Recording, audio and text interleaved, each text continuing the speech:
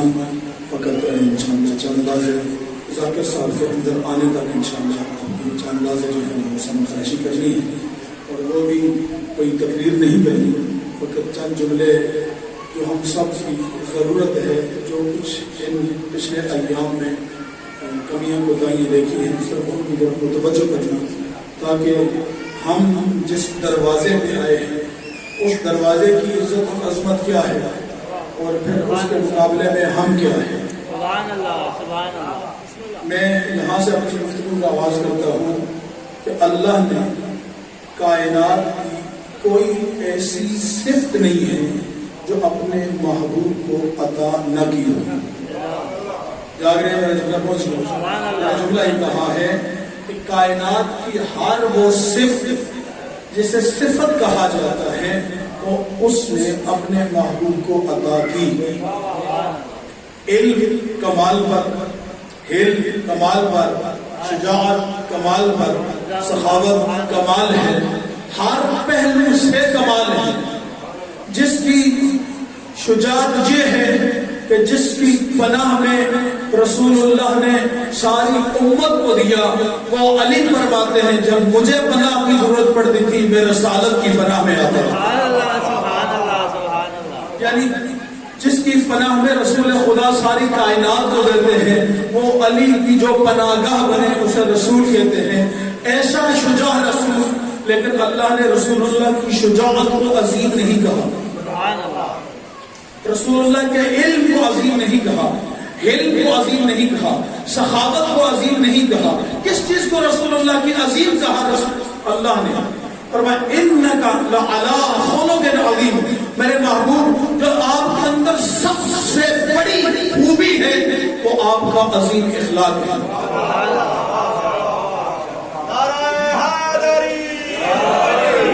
یعنی خدا نے اپنے محبوب کی جس صفت کو عظیم کہا ہے۔ اب میں یہاں پر 10 بستہ جملہ کہوں سامنے کے محترم، آپ اور میں کسی چیز کو عظیم کہیں اور ہے، لیکن جس نے عظمتیں عطا کی ہے وہ جب کسی صفت کو عظیم کہے،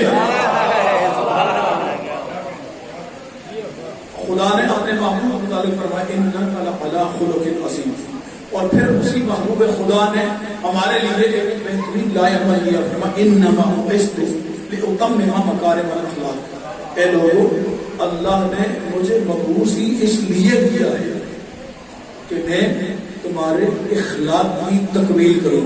سبحان اللہ سبحان اللہ، کیا بات ہے۔ تمہارے اخلاق کی تکمیل کرنے کے لیے اللہ نے میری بعثت کی ہے۔ یعنی اب میں جملے کو اس طرح کہہ سکتا ہوں، جو مکین عرش تھا اسے اللہ نے فرش پہ فرشیوں کے اخلاق کی تکمیل کے لیے بھیج دیا۔ آپ کو اور میرے اخلاق کی۔ اب ہم آئے اس کے ساتھ ہی قرآن میں کہا لَقَدْ كَانَ لَكُمْ فِي رَسُولِ اللَّهِ أُسْوَةٌ حَسَنَةٌ، اے مومن تمہارے لیے میرے محبوب کی زندگی بہترین نمونہ عمل ہے۔ یعنی اسوہ حسنہ ہر پہلو ہے، لیکن جس سے اللہ نے عظیم کہا وہ کتنا عظیم ہے۔ سبحان اللہ۔ اب ہم دیکھتے ہیں کہ ہمارے اندر وہ اسوہ حسنہ ہے ہی نہیں۔ دیکھیں ہم جب آل محمد علیہ السلام سے منسوب کسی بھی چیز کو میدان میں لے کر آتے ہیں، مثلا ہم ذوالجناح نکالتے ہیں، ہم ذوالجناح کی تعظیم کرتے ہیں۔ یہ تعظیم کیوں کرتے ہیں؟ گھوڑے کی تعظیم کرتے ہیں یا نسبت کی تعظیم؟ جاگ رہے ہیں؟ میں تھوڑا سا گھوڑے کی تعظیم کر رہے ہیں یا نسبت کی تعظیم کر رہے ہیں؟ خدا کی قسم ہم گھوڑے کی تعظیم نہیں کرتے۔ اگر ہم گھوڑے کی تعظیم کر رہے ہوتے تو میری قوم کا ہر بچہ ٹانگے کے ساتھ بندھے ہوئے گھوڑے کو جھک کے سلام کرتا۔ جاگ رہے ہیں نا؟ میری قوم کا ہر بچہ ٹانگے کے ساتھ بندھے ہوئے گھوڑے کو سلام کرتا، لیکن آج تک کوئی یہ نہیں کہہ سکتا کہ راستے پہ چلتے ہوئے اتنے قیمتی ہی گھوڑا کیوں نہ ہو اس گھوڑے کو میری قوم کے کسی 4 سال کے بچے نے بھی سلام کیا ہو، نہیں کرتا، اور نہ کر کے دنیا کو بتاتا ہے۔ ہم گھوڑے کی تعظیم نہیں کرتے، گھوڑے کے ساتھ جس ہستی کی نسبت جڑ گئی ہے۔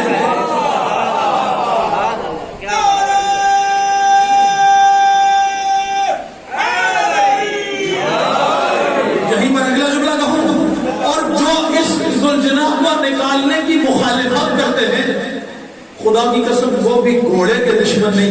پتہ نہیں میں نے جملہ کہا ہے، میں پوری ذمہ داری وہ بھی خدا کی قسم گھوڑے کے دشمن نہیں. اگر گھوڑے کے دشمن ہوتے تو فوجوں کے استقبال میں جا کر اگر کوئی افسر یہ فقط اتنا کہہ دے کہ یہ اس نسل کا گھوڑا جو رسول کی تھی تو اس کو نہ چونتے.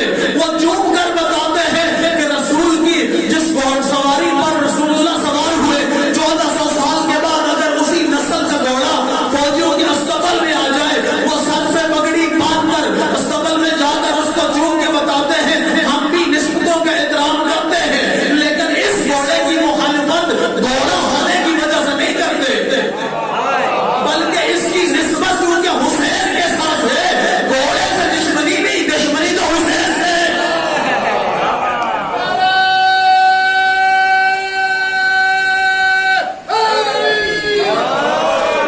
یعنی اب دیکھیں دونوں تصویریں سامنے آ گئی نا. احترام بھی کس وجہ سے؟ حسین کی وجہ سے.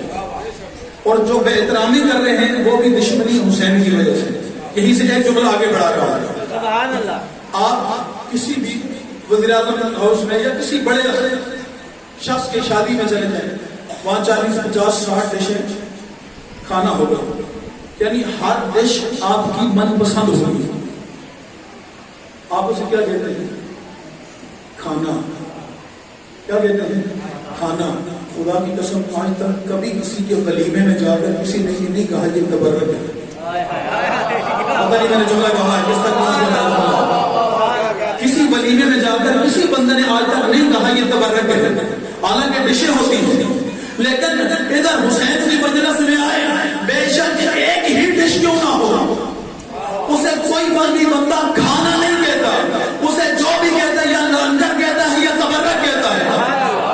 اس کھانے کو تبرک میں کس چیز نے بدلا؟ حسین کی نسبت میں. اس کھانے کو تبرک میں کس چیز نے بدلا ہے؟ کھانا. ادھر ہو تو کھانا, ادھر ہو تو تبرک ہے, ادھر ہو تو لنگر ہے. یہ لنگر کس چیز سے اس کو لنگر کی نسبت تھی؟ حسین کی مجلس نے. چونکہ اب یہ منسوب ہو گیا حسین کے ساتھ. اور یہ روایت میں نے مولانا آفتاب جوادی صاحب کی زبانی سنی ہے, میں نے خود کسی کتاب میں نہیں پڑھی, میں انہیں کی زبانی نقل کر رہا ہوں. انہوں نے المعراج کتاب ہے آیت اللہ البیگانی کی اس میں سے نقل کیا ہے. وہ کہتے ہیں اس کتاب کے حوالے سے, وہ کہتے ہیں حسین کی مجلس میں اگر کوئی بندہ لنگر پکائے اور وہ لنگر کے اندر دو خصوصیات ہوں, ایک حلال کا ہو اور دوسرا اخلاص کے ساتھ ہو. ایک حلال کا ہو اور دوسرا اخلاص کے ساتھ ہو, دکھاوا ریاکاری یا مقابلہ بازی نہ ہو. وہ کہتے ہیں اس لنگر کی کم از کم خصوصیت یہ ہے کہ جس پیٹ میں جاتا ہے معصوم فرماتے ہیں اللہ اس پر جہنم کی آگ کو حرام کر دیتا ہے.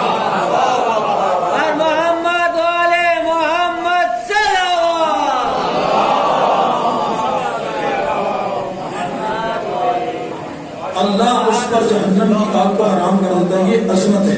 یہ کیوں ہے؟ اس لیے کہ یہ ہے روٹی ہے چاول ہے گوشت ہے, لیکن نسبت حسین کے ساتھ جڑی ہے. میری مائیں بہنیں کو بزرگ سفید ریچھ بیٹھے ہیں آج سے 20 سال پہلے والے, میں ان سے 10 سوال کرنا چاہتا ہوں. 20 سال پہلے بھی مجلسوں میں لنگر ہوتا تھا, آج 20 سال کے بعد بھی ہوتا ہے. آپ انصاف سے مجھے بتائیں اس 20 سال پہلے والے لنگر میں اور آج میں کیا فرق ہے؟ نہیں, بڑا فرق. آج سے 20 سال پہلے لنگر جہاں ہوتا تھا نا لوگ ادب کے ساتھ جھک کے جاتے تھے.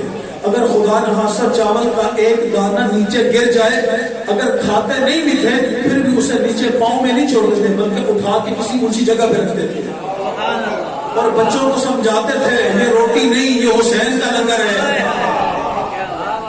یہ آج سے 20 سال پہلے حسین کی مجلس میں لنگر کی تعظیم تھی.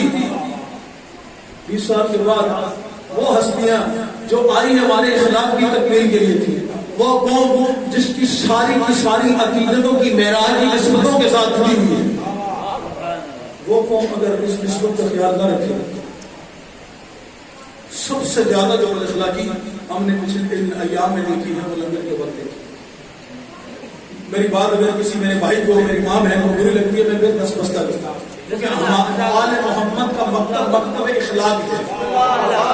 آل محمد کا مکتب تہذیب ہے. یہ ایسی تہذیب ہے جو دشمنوں کو کھینچ کے حسین کے دروازے تک لاتی ہے. سلامتی علماء آواز بلند سلام.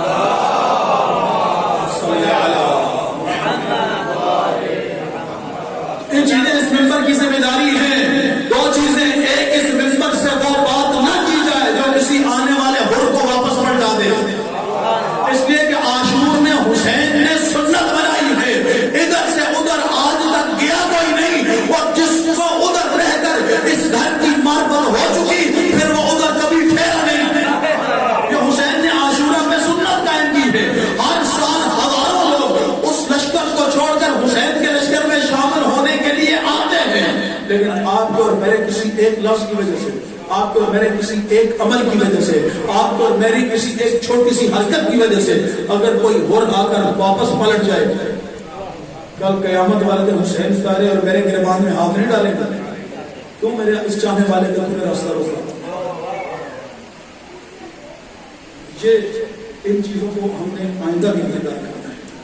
اگر ہم حاکم خدا کی قسم آل محمد کا مطلب یہ تلوار سے نہیں پھیلا ہے، آل محمد کے کردار سے پھیلا ہے۔ ایک مثال رسول کی سیرت سے، ایک مثال اہل بیت اطہار کی باقی کی سیرت سے، بس آپ کی زحمت تمام ہے۔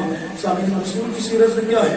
ایک دن رسول خدا ایک صحرا سے گزر رہے تھے، دیکھا ایک بوڑھی عورت ہے، سر پہ لکڑیوں کا گٹھا اٹھایا ہوا ہے، چل نہیں سکتی، کمر جھکی ہے، کبھی بیٹھتی ہے کبھی چلتی ہے۔ رسول خدا آگے بڑھے اور جو اس کے سر سے لکڑیوں کا گٹھا اٹھا کے اپنے سر پہ رکھا، آگے آگے رسول ہے، پیچھے پیچھے وہ بوڑھی عورت ہے، ساتھ کے لیے جوان تو بڑا خوبصورت ہے، بڑا حسین ہے، بڑا خوش اخلاق ہے، بڑا باکردار ہے، بس اتنا خیال رکھنا، میں نے سنا ہے مکے میں کوئی جادوگر آیا ہے جس کا نام محمد ہے، وہ ایسا جادو کرتا ہے جو بھی اس کے پاس ایک مرتبہ چلا جائے پھر وہ اس کا ہو جاتا ہے، پھر وہ اسی کا ہو جاتا ہے۔ تو اتنا خوبصورت جوان ہے، بس اس سے بچ کے رہنا، اس جادوگر کے قریب نہ جانا۔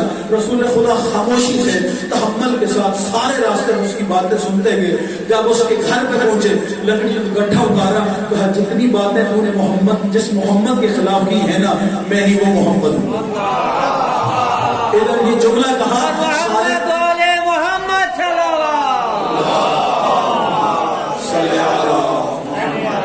ادھر یہ جملہ کہا، ادھر رسول خدا کے قدموں میں اس نے ہاتھ رکھا، اگر تو محمد ہے تو پھر میں تیرے در سے دور کیوں؟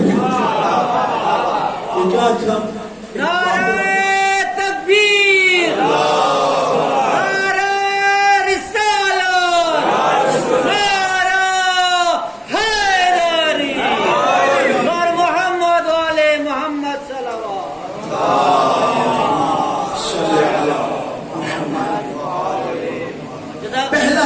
پہلا بانی میں فرش ادا کریں، وہ آپ کا میرا مولا سید سجاد ہے۔ اس بات اتفاق ہے کربلا کے بعد جو اس فرش ادا کا پہلا بانی ہے، پہلا خطیب، پہلا ذاکر، پہلا بانی، جس ہستی نے عزاداری سید شہداء کی بنیاد رکھی، ایک شام کا رہنے والا آیا، اسے گستاخی کی، اور یہ بھی تاریخ گواہ ہے کہ ہر گستاخ کا تعلق شامیوں سے ہوتا ہے۔ یہ تاریخ گواہ ہے، ہر گستاخ کا تعلق شامیوں سے ہوتا ہے۔ آیا، اس نے امام کی شان میں توہین کی، امام نے اپنا رخ دوسری طرف کر دیا، اس نے سامنے آ کر توہین کی، پھر امام نے اپنا رخ دوسری طرف موڑ لیا، اس نے کہا میں جو کچھ کہہ رہا ہوں آپ کو کہہ رہا ہوں۔ امام نے کہا میں بھی تجھ ہی سے اپنے آپ کو دور کر رہا ہوں، میں بھی تجھ سے ہی اپنے آپ کو دور کر رہا ہوں۔ اس نے کہا عجیب گستاخی کی، امام نے کہا میں اللہ کی بارگاہ میں تیرے لیے دعا کرتا ہوں، تو نے جو کچھ کہا میرے متعلق اگر وہ مجھ میں ہے تو خدا مجھے معاف کرے، اگر تو نے جھوٹ کہا تو خدا تجھے معاف کرے۔ امام نے اتنا جملہ کہا، اس نے امام کے قدموں پہ ہاتھ رکھا اور آیت قرآن کی پڑھی، اللہ اعلم یجعل حیث رسالتہ، اللہ بہتر جانتے ہیں کہ اپنی رسالت کو کس گھر میں رکھے۔ یہ مکتب اخلاق ہے، یہاں ہر جگہ پر اخلاق کی رعایت، بولنے میں، چلنے میں، بیٹھنے میں، لنگر کے بعد، مجلس پڑھتے وقت، مجلس سنتے وقت، ہر مقام پر، اور پھر خاص طور پہ جب ہمارا یہ عقیدہ ہے جہاں فرش عذاب رشتہ ہے، وہاں وہ آتے ہیں جو اس فرش عذاب کے وارث ہیں، جو مجسم اخلاق ہیں، وہ ان کے ساتھ بیٹھ کر جب بندہ بد اخلاقی کرے، انسان کی یقین ہونے کی درد ہے۔ آئندہ کے لیے اپنے بچوں سے اور خاص طور پر ماؤں سے، ماؤں بہنوں سے، جوانوں سے گزارش کریں جو کم از کم آداب، اس فرش آداب کے آداب کا ضرور خیال رکھیں، خواہ لنگر کے وقت ہو یا جلوس آداب کے وقت ہو، خاطرداری کے وقت ہو۔ کوئی بندہ ایسے آرام سے بھی ہاتھ مارتا ہے نا، اسے بھی آپ کو حق نہیں ملتا تو اسے ہلکے سے باہر نکلنے کا نہیں، وہ بھی حسین کی مددگار ہے۔ کوئی بندہ فقط آنسو بہاتا ہے، وہ بھی حسین کا ہے، جتنی جس کی معرفت اتنا وہ کر رہا ہے۔ جوڑے مومنین کو توڑے نہیں، یہ مکتب جوڑنے کے لیے ہے، ولایت جوڑنے کا نام ہے، ولایت توڑنے کا نام نہیں ہے۔ کاش اگر یہ ولی اللہ کے ماننے والے جڑے ہوئے ہوتے تو پھر ثانی زہرا کے سر سے کبھی چادر نہ اٹھا۔ یہ وہ درد ہے جو سیدوں کو کھا گیا ہے، یہ وہ درد ہے جو تیرے زمانے کا امام آج 1250 سال کے بعد بھی پردہ غیبت میں بیٹھ کر دعائے مدعو میں ایک عجیب جملہ ہے نا، اپنے امام کے روزے کی طرف مخاطب کر کے فرماتے ہیں حسین ساری دنیا آپ پر پانی روتی ہے، میں تیرا بیٹا مہدی خون روتا۔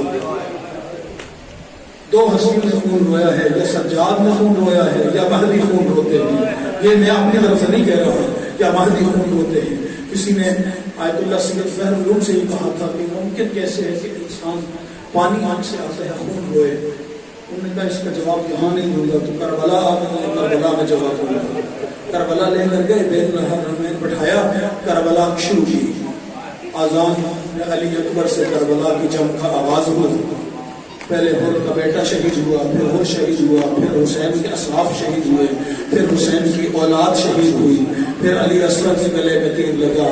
بس بیان کرتے کرتے کہا پھر ایک وقت آ گیا زہرا کا لال تنہا رہ گیا، آخری سلام زہرا کے لال نے کیا، گھوڑے پہ سوار ہوا، میدان میں گیا، لڑتے لڑتے زہرا کا لال گھوڑے سے اتر گیا، ظالم آ کر شبر ملعون جو ہے امام کے سینے پہ بیٹھ گیا۔ امام نے آنکھیں کھول کہا اے ملعون تو کون ہے جو میرے سینے میں بیٹھا ہے؟